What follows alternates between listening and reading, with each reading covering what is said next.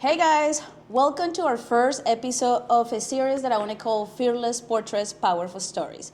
Today I am with Heather Jepsen. The reason I want to invite Heather is because to me, Heather is a very inspiring person. I will let her tell you a little bit about herself, her name, her age, what do you do for a living, and we can go from there. Let's go. Okay, I'm Heather Jepsen. I am 47. I am the pastor at the Presbyterian Church here in Warrensburg. So I spend my days preparing worship services and doing ministry with our community. Nice.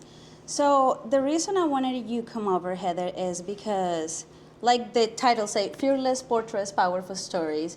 You came to me for a portrait session, but it wasn't just any regular portrait session. It was something very powerful, and I would love for you to tell them what was the reason that made you book that photo session with us.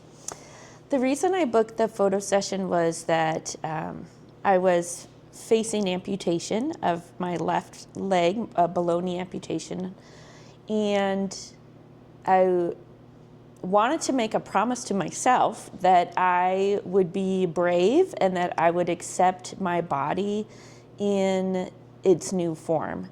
And so I made the reservation thinking about that as a goal. And it was really hard to do because it's very hard, having an amputation is very hard to accept how that changes your body and what you look like. And the whole purpose of my portrait session was to embrace that and show my residual limb, show my prosthetic, show myself as how I look and feel. And so half the challenge was making the reservation and the other half was showing up. It was very, very outside my comfort zone. Yes. But that I really wanted to, I knew if I didn't make that plan, then I wouldn't do it. And that I knew it would be very healing and empowering for me to have the photo shoot and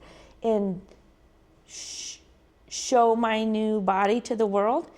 And but it was definitely a goal I set for myself, and then a goal I had to make. I mean, you put yourself in a very vulnerable situation. Extremely, yes, and, extremely. You know, I actually thought it was crazy because in the sense that you came over in I think we have that consultation like in October, November, and your amputation happened in December, right? Yeah.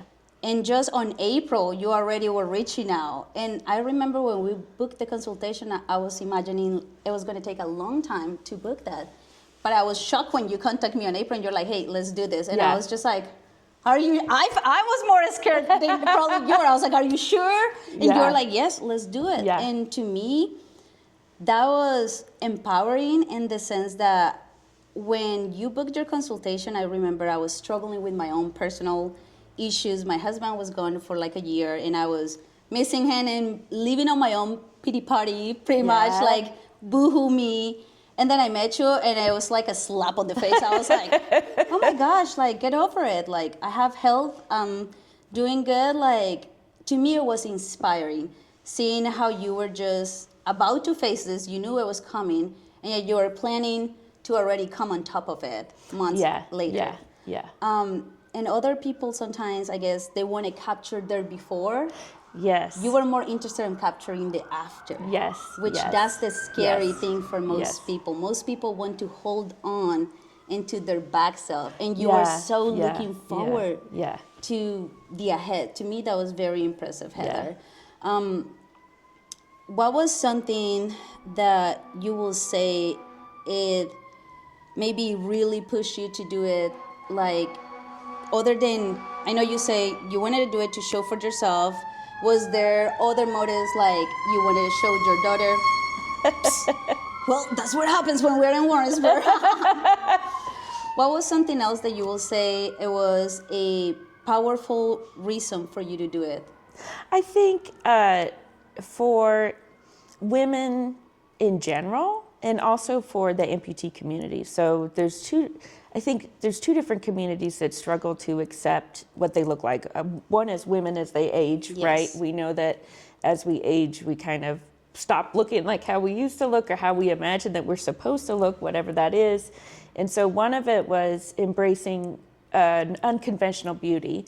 And the other was there really are very limited pictures of amputees Yes. with their residual limb, actually showing the residual limb. And so I really wanted to encourage that community too, to embrace the strength of who they are. Anyone that has been through an amputation, those people are the strongest people you'll ever meet. It is so, so hard, physically, emotionally, mentally, spiritually. It is a very difficult mountain to climb. And so for that, people of that community to then be living with shame about how their body looks is so, just so sad. And so I really wanted to inspire that community to say, look, you know, if this happens to your body, this is still a beautiful body. You're still a beautiful person. I feel like you inspire more than just that community. Like I said, you truly inspire me. And from the moment I met you, I was just like, about you. Because I just thought, first of all, when we did your session, it was fun because it was a mix of all kind of stuff. Yeah. You brought not only we wanted to capture your limb, but we wanted to capture also your faith. Yes. And your faith is a little mix of everything, Yes, which it is crazy, but I love that Yeah. because it makes you unique. It makes you open to most people, and to me, that's incredible. Yeah. I will say for me, something that I don't know, like I really enjoyed was, not enjoyed, but sorry, the wrong word. Something that I want you to maybe explain to people a little bit is no, you came in April, we did the photos, but it's not like, oh, that's your battle. I know you struggle even more after that with the fitting. That was something that you've been struggling, and I think people don't realize how frustrating can be. I know my comment probably make you mad because not just mine, but everybody's comment. People just, I feel like people don't know what to say. Like I saw your comment where you were like, the fitting wasn't fitting. And I was just like, I don't know what to say other than please hold on for the next one. Like, tell us a little bit about that process. How is the process? Okay, so you get your leg amputated, and what's next? It's so complicated, and you don't know going into it. There's not a lot of information. And so I really thought, okay, I'm a really strong woman. And so I thought, okay, I'm just gonna have this amputation and then I'm just gonna power right through. I'm gonna be awesome, I can do it. You know, if I see a goal, I'm gonna meet it. And at first that really worked, but the problem is that over time your spirit gets tired, you get worn down. And about a year into my amputation, I didn't realize that your residual limb changes shape. And it'll change shape your whole life. Really? So you will always need a new fitting, a new leg. And I thought, well, you just get one leg and you take off and walk and you're great. No way. And so here I am now, about a year and some out, and I'm in my third leg. And fitting my third leg was really complex, that I had this other nerve surgery at the same time, and I don't fit the same as other people. And so I had this frustration of having to wear an old leg that doesn't work, not being able to move very well. You know, I can't go grocery shopping, I can't walk the dog, I can't exercise, like I have really limited mobility, and waiting, and trying to get a leg that's gonna fit right, because it'll hurt when you stand on it. You can't put any weight on the end of your residual limb. All your weight has to be balanced around it. And so the fit has to be exact, and we couldn't get a good fit forever. And then I was just in tears because it was like, I was running out of my ability to power through, you know, with that, and running out of that sense of hope, like I could do this. But it did get better. We got a good fit. The leg I have right now, my third leg, fits really well. It should last 6 months, maybe. Really? Is it that? Only 6? Yes. That's insane. And then we have to see. Yeah. And so, like, I'm learning so much new things right now. I'm like, I really didn't know that. I seriously, like you say, I thought it was like you get put one on leg, and go. I know. and at the most you just change for color because you wanted it. It is so complex, and you have to, when you get a new leg too, you have to learn how it feels different. You know, you have to learn how to walk in it. You have to figure out how how much weight you can put on it. You almost have to train up for your new leg. crazy. And then, you're going to have a period of time where it works. Like I was able to walk here today, which is wonderful. But that there'll come a time where it stops fitting. And then we'll be That's back in very this thing aggravating. again. Yes, we'll be back into it again about trying to figure it out. What would you say was something that it helped you stay positive? Because I know it's hard to stay positive when you're going and it's a no, and it's a no, and it's a no. What helped you keep your head up and just hang in there? I think it's a combination of factors, and like you talked about, my faith is kind of a combination of things. I think it would be both my faith in God, and when I speak of that as Jesus Christ and his suffering and the God of that, but also this Buddhist idea of acceptance. That's what helps me almost more with my own personal struggles. So like I see my Christian religion as how I live my life, how I reach out. But my understanding of Buddhism is my more internal focus. And there is that sense of, we're always wanting things to be different than what they are. Yeah. And they're not going to be that. Things are going to be what they are. And so for me, it really has been a focus on acceptance and accepting that this is what my life is now, or this is what my pain level is now, or this is what it's going to be going forward, or this is what my body looks like right now. Yeah. And so I think that for me, it's really been a focus on trying to put my energy, my focus, my awareness and self into the moment that I have now, accepting what is here now, instead of this grasping and reaching for either the things that are going to be better in the future or things that were better in the past. How can I just be here now with my life? Because really, this is all we have. Yeah. This is all we have. That's all we have. And it's crazy because I feel like like I was saying, I was on my own pity party at that moment. Yeah. And meeting you, it helped me realize if I'm healthy, I'm good to go. Like, as long as you're healthy, you can keep moving forward. As long as you're alive and keep moving forward. Yeah. There are so many people out there that they just wish they have health. Yeah. Health to move forward, to continue to live. And here we are having health and sometimes bitching about life. Right. Which is sad. Like, I found myself doing that. Right. And meeting you helped me snap out of it. Right. Well, and I think that sense of accepting things as they are, we all go through periods where it's stressful because, life isn't working out, right? The home tensions, money tensions, job tensions, and having that sense of, okay, it's that same lesson. It's on a different scale. Yeah. Accepting your suffering is on a different scale of, okay, the suffering of losing a limb versus the suffering of, my kids are really bugging me right now. But that you have that, how do I accept where I am? Instead of wanting things to be different. Yes. It's always that wanting things to be different that causes us grief, that causes us pain. So I have to ask, what was the reason of the amputation? So I have a really rare disease called giant cell tumor. And so it's like cancer in that tumors grow in your body, and it's a very aggressive tumor. But it's different than cancer because it won't spread. And so my tumors were eating the tendon in my ankle, in my left ankle. And I had a surgery to cut them out in 2018. That's how they treat it, is surgery. And then if you have success at first surgery and they get it all out, you're good. But if one cell is left behind, it'll grow back. And every time you have surgery and try to cut it out and stuff's left behind, it kind of spreads more and more in that area where they're messing with it. So in 2018, I had it cut out. In 2019, I had it cut out again because it had come back. And in that surgery, they hit a nerve.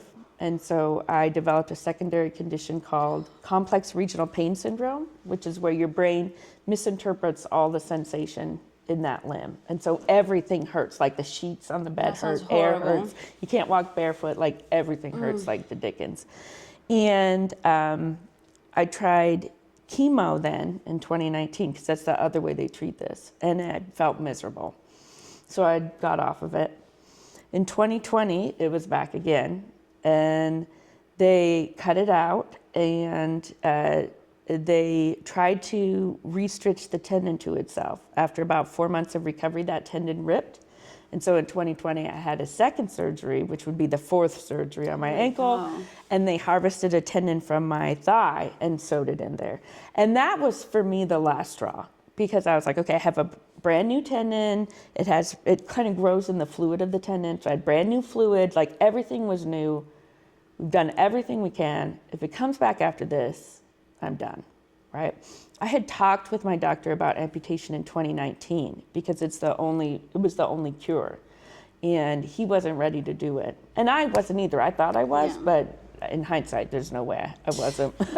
And so in, 2022, I could tell it was back. And I didn't want any more of these, let's just keep cutting it out. Because every time you cut into the same part of your body, there's more scar tissue, it gets all destroyed. I mean, I really had a I mean, and I shaky imagine the foot. time you Yeah. have to be off every, work, oh of my everything gosh, every yeah. time. So you were dealing with this It's a for nightmare, years. over and over and over again.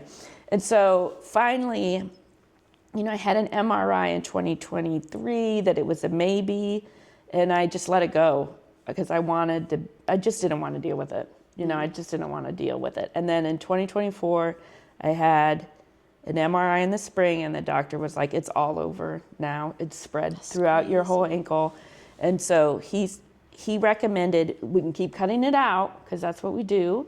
And we would fuse your ankle joint. It would never bend again, and you would go on chemo. And then I would be on chemo for my whole life. I would be on it till I got so sick I had to get off of it.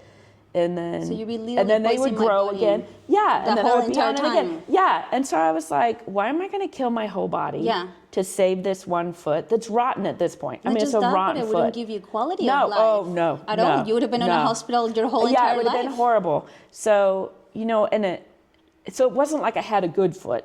Yeah. I had this rotten foot that was constantly in pain, and I use my brain a lot for my job. I need to think clearly. I use emotional control a lot for my job. I need to be in full control wouldn't of if you my were on all emotions. those Yeah, I medication. couldn't work on chemo. I knew I couldn't. And I didn't want to destroy my liver or something to save my foot. And so I chose amputation, and my doctor agreed that we'd reach the end of the road, that if I was ready for that was the right You choice. tried it all, and we're Yeah. talking about years of Oh yeah, years yeah. of yeah. doing It'd this. been It's not just 7 years. 1 or 2 years. No, That's a It'd been lot of 7 time. years, 4 surgeries, all these extra complications with it, and so we made the decision in the spring to do it, and then I had a lot of time to do it because it was going to be late in 2024 that I got it done, and so I made plans. I went on a vacation, I did stuff, I tried to get all the way ready, and then have the surgery and do it. So. Okay, now that you did it, do you feel that was the right decision? Yes, there are times when I'm like, why did I do this to myself? And then I have to go back and be like, remember when what it used to be. I was, like today I went for a walk with my dog, and I could do about half of what I could do, but I used to be able to do. But it's more than I've been doing since my amputation. Yeah. And I said to myself, remember that before your surgery, you weren't walking that far either. Remember how you were, because it's so easy for us to think, oh, I had it so good. Yeah. And I need to remember how much you weren't able to do, or remember how much, I was in chronic pain, legit chronic pain. Like, remember how much medicine you were taking for chronic pain. Remember how, remember that this was a choice of this or chemo. Like, remember how you felt when you were on chemo. Do you want to feel that way now? And so there are times when this is really hard. And I have this idea of what have I done to myself, which is not, I didn't make myself sick. Like, I need to go back to, hey, you got sick. You got this disease. You gave yourself You had an these opportunity. choices. Yeah. You made the best choice you could for the quality of life. If I was 85, I probably wouldn't do this. Yeah. But I was, 45 So young, when I did yes. it. Yeah. I want to live another 40 years. So I don't want to wreck this body with chemo. I'd rather just cut off the offending part and go forward. We'll move forward, which you have. You have. Yeah. What would you say how was the community for you? Was this community support there? Yes, definitely. I think so. Yeah, definitely. I couldn't have done it without my church community and my friends and family. I think that I felt very lifted up by them. and supported. And also me going through my suffering has helped me be a better pastor and lift people up. You know, I know now what that is, those 2 a.m. in the hospital, you know, you can't sleep and the lights are flashing and they're coming to take your blood for the 100th time and you're alone and sad and scared and think, this is it. This is where people give up. You know, that I know that now, and so I'm better able to minister to my people when they're there. And I think, you know, we can do so much, but we need our family and community behind us. We need those people to say, you can do it, you know. And my church was so, like, I went back to work in the wheelchair. You know, I went back to work before I had any sort of mobility device other than that. And they were so understanding. Like, who wants to go to a church where the pastor's preaching from a wheelchair? I mean, that's kind of, it's a challenge. It's not something you see. You don't see people in the pulpit with disabilities. And so they were so kind the whole way. And my family too, so supportive. I was going to ask you, how did your family, because this got to be hard on them too. How was this process for them? It was really hard. And it had been really hard because they had all these years, especially my kids growing up, all these years of mom having surgery over and over again. And you know what mom does. You know, mom runs the house. You drive people, you feed people, you clean the house, you keep everybody going to everything. It was so hard for them to have mom be down, down, down all the time. And to have the amputation really, you know, made it hard for everybody. And they had to step up. But they did.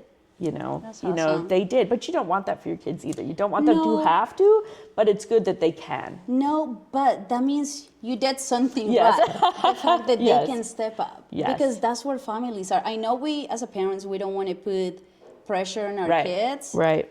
But that's where families are. We are supposed to be there for each other. Right. So I love that your kids and everybody step up for you for that. Yes, And that your yes, community yes, step up for yeah. you. What would you say is probably one of the biggest challenge you have encountered?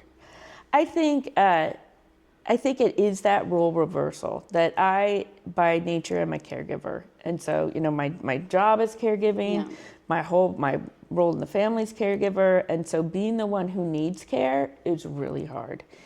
Also, along that same line is accepting that I am disabled, like I have a disability. And it's very hard for me to say that. It's very hard to admit that because I am such a proud person and I want to be really independent. And so I really struggle with acknowledging that I'm not the same as I was. Like, I'm not going to walk as far as I could, or I'm not going to, you know, be as thin as I was. I'm not going to be as healthy as I was because I'm going to be this version of myself. I try to keep pushing myself like I did, like, you know, setting the portrait date. I'm planning a trip with my son in March, which will be my first time on an airplane. I love Yeah. that. And so trying to, how do I go through the airport? Like, I probably need to go through the airport in a wheelchair, which will be really hard for me emotionally. But I don't want to waste my steps at the airport. I want to have my ability to walk with him. We're going to have Orlando fun. for spring break. Like, I want to you're be able gonna to be do walking. stuff. You're gonna be walking. I want to be able to do stuff with him. And so, but again, it's that it would be so much easier to say, you know what, I'm never going to do anything ever again because it's too hard or it's too embarrassing. Yeah. And, but I don't want that to be the story of my life. And so I continue to set that goal of, okay, I'm going to take this trip so that I can take this next trip so that I can keep doing the things I used to do before I got sick. Have you found an amputee community that you can relate to around these areas? A group that you have found that is helpful to you? Yes, I think that's the one thing that's really good about social media is Facebook is really, really good for amputee community and asking those questions. I mean, that's where I've gone and said, okay, I'm going to take an airplane trip. What do I do? How do I bring my stuff? What do I need when I get there? And the same thing before when I would first start to go to hotels with my daughter. What do I need for the hotel? How do I bring it? How do I do it? It's the source of information, and it's also the support system. You know, when we had the portraits taken, I put them out there, like, look at this. And then other people would say, oh my gosh, this is so beautiful. I should do this. Or I wish I felt that good about my body. Or I have an amputation coming up and I'm so scared, but when I see this, I feel like maybe I can do it. Your portrait session was probably one of my favorites portraits that I have done, just because it taught me a lot. It was meaningful. It was powerful. We capture you beautifully in your leg and everything. Yeah. And to me, that's probably one of my favorites. Like, I always show people, I'm like, and when people tell me, oh no, I need to lose weight or anything, I'm like, listen, this woman stepped out of her Yeah. comfort zone. Yeah. Why can't you not step out? And I Yeah. tell people all the time, I say, you need to learn how to accept yourself now, because you don't know what the tomorrow brings. Yeah. We're Yeah. always, as a woman's, like looking like, oh, well, let me do this session when I lose 20 pounds. Well, you don't know what's going to happen. You don't know if, No. and not just you, but I have personally a friend that I love to pieces, and we did photos of her, and literally a month later, she found out she have cancer, and Yeah. her breast was removed, Yeah. and I got to capture her with her breast, and Yeah. then she's amazing. I mean, Yeah, yeah. every time I look at her, she's like you, she empowered me so Yeah, much. yeah. She's now like this amazing woman that has done all these things, and she's very proud to show her new body. Yeah. And the acceptance, every time I see her, I'm just like, oh my gosh, the acceptance. Like Right. accepting yourself. Right.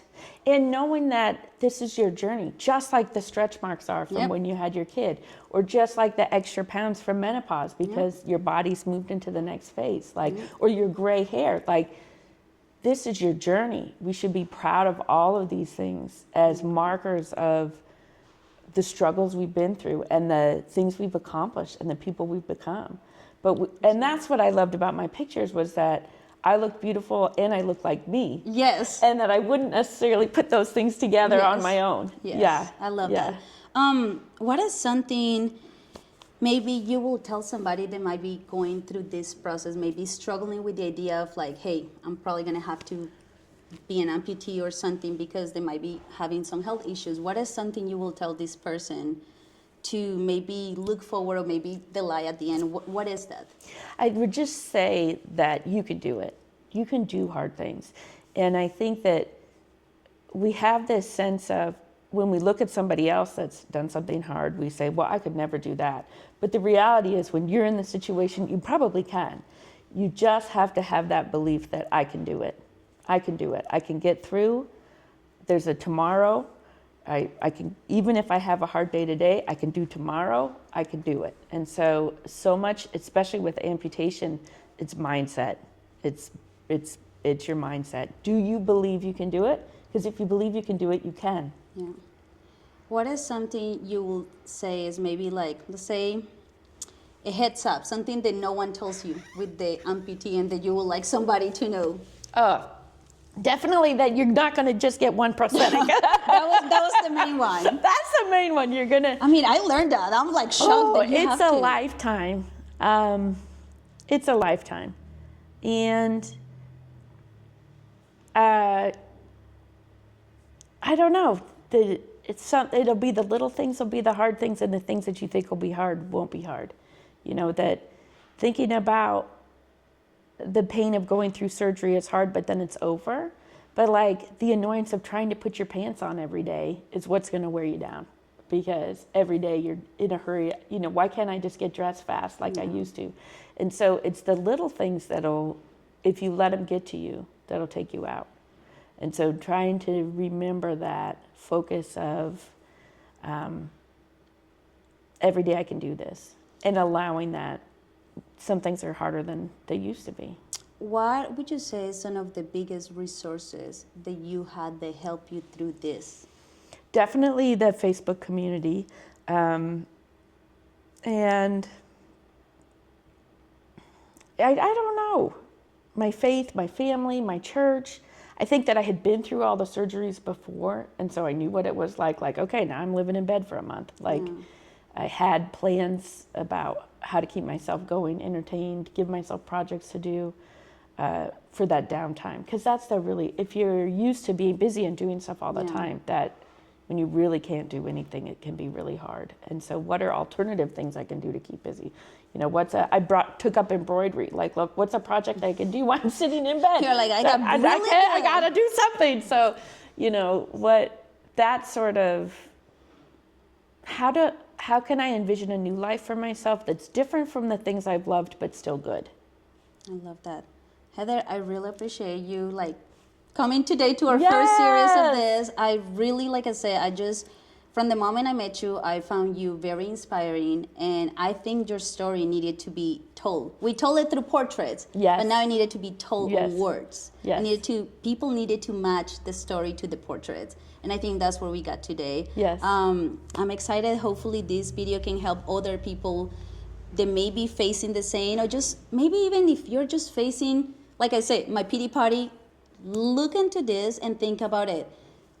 I can keep moving forward, and that's it. Don't That's just right. get stuck on the now. That's just right. keep moving forward. That's right. Anything you would like to say, people, for last words? No, thank you for the opportunity and the good work that you do, helping women feel beautiful with the bodies that they have today. You do good Heather. work helping women feel Thank you. empowered. Thank you for coming over Yes. and allowing me to do this.